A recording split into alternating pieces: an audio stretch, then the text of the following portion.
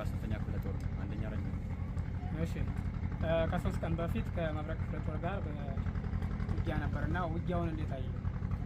እሺ የውጋ አፈጻጸም ጥሩ ነው ማለት ነው። መብረቁን ደግሞ እኔ እንደ መብረቅ ነው አየሁት። ራሱ አመጣጡ ራሱ መብረቅ ነው። በቃ ከሰማይ እንደወረደ ማለት ነው አመንኩት ማለት ነው። መጀመሪያ ራሱ ፈርቴን ነው በቃ እኔ እንደራሴ ሌላ ልጆቹን አላውቅም። እንደራሴ የአመራሩ ብሞት ይዋኔ ዱቆሲል እኔ እጅን እሰጣለሁ እነዚህ ጋር ይዋጋ ነው እጅን ሰጥ ማረብ ሲል በቃ እኔ እንደማይገል አወቅኩት። ከዛ እንደዚህ ነው መጣው ማለት ነው። እዚህ ከተቀበሉት በኋላ አባቴ ራሱ እንደዚህ ተቀብለው አላውቅም ማለት ነው። እዛ ላይ ደግሞ እንክብካቤያቸው በጣም ጥሩ ነው።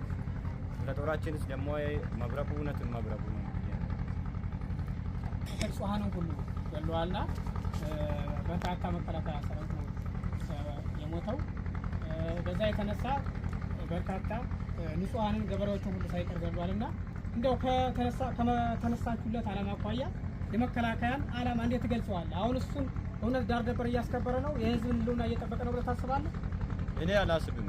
መጀመሪያ አገር ቤት ሲወጣ አላሰብኩም ማለት ነው። ጁንታ ሲል ኢትዮጵያ ላይ እነሱ ነው ጁንታ ላይ ነው ተነሳን።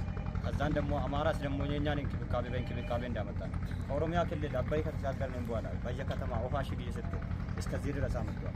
አዎ እንይዛለን። ከያዝለን ደግሞ አመራሩ ላይ እንሰጣለን። እነሱ ብር ተቀብሎ ነው የሚሸጥ። የኛስ ደግሞ ባዶ ሆድ ነው የምንዋጋው። ባዶ ሆድ ነው የምንዋጋ። ራሱ ነው የሚበላ። የኛን ምንም ሰጥቶ የለም ጥቅም የለም ማለት ነው። ዝም ብሎ ነው እንደከፍት የሚነዱ ነው። አጠቃላይ የሰራዊቱን የመዋጋት አቅምስ እንዴት ትገመግመዋለህ? አሁን ያለው ነባራዊ ሁኔታ እኔ የምለው አዎ ጥሩ ነው።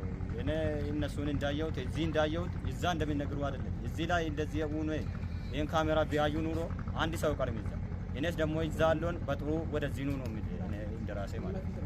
ወደዚህ ነው ተቀላቀሉ ነው እንግዲህ 3 ቀን በፊት በተደረገው ውጊያ ተማርካችኋልና እንደ ፋኖ እንደ ማህበረሰብም ስለ ምርኮ አያያዝ ከመጣችሁ በኋላ እንዴት ነው አቀባበሉ? ምርኮ አያያዙ ነው? አዎ ምርኮኛ አያያዛችሁን ጥሩ ነው። አዎ ምርኮኛ ራሱ አይባልም እናንተ አቀባበሉ ማለት ነው። ይሄ እንደ ሰላም አስከባሪ የመጣ ሰው ነው ተቀብላችሁት በጣም ጥሩ ነው የሚል እናንተ አቀባብራችሁን እዛ ላይ ራሱ የክብር የለም ማለት ነው። የሀገር ነው ወጣ ይባላል።